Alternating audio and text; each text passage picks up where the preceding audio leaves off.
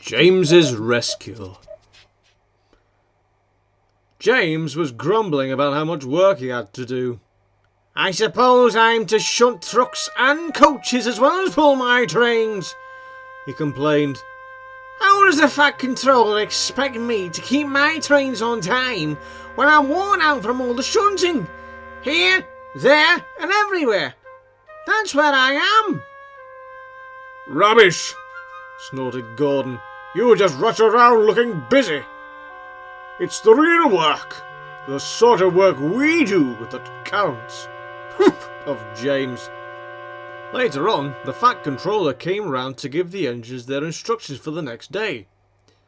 James was to shunt trucks in the yard, while Edward was to take trucks of heavy stone to the harbour. "Oh no," complained James. "Why do I always have to do the shunting while Edward gets a nice easy run to the harbour?" "You can take my trucks if you like," Edward offered kindly. "It'll make a nice change to do some shunting." James asked the Fat Controller, who agreed that the engines could swap duties. And next morning, James went happily to find the trucks. "This is easy," he puffed as he set off for the harbour. "What a lovely day I shall have." But the trucks did not agree. They were used to Edward pulling them, and James treated them more roughly than Edward did. When they misbehaved, James made them bump into each other. "James is red," sniggered the front truck to the others. "and we know what red means, don't we? It means stop. Let's stop on the hill and see how he likes that."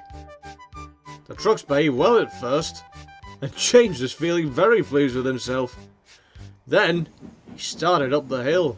"Something's wrong," muttered James. However hard he puffed and pulled, he couldn't seem to get very far. Then, to make matters worse, he felt his wheels grind to a complete halt beneath him.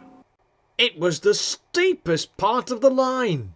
James tried to pull forward, but he was afraid that a coupling would break, and that he would lose one of the trucks altogether. The trucks all sniggered as he muttered furiously to himself.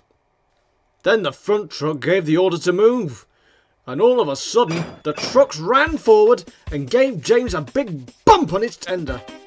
He lurched forward to the top of the hill. "Oh, help!" he wailed as the trucks pushed him faster and faster down the hill. "Help! I can't stop!" The driver, struggling against the weight of the trucks behind, put the brakes on hard, and gradually, as they reached the bottom of the hill, James slowed down.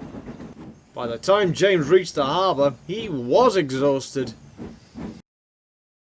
When he had finished, he went wearily back to the yard, quite looking forward to doing some peaceful shunting. "Well, well," chuckled Gordon. "Look!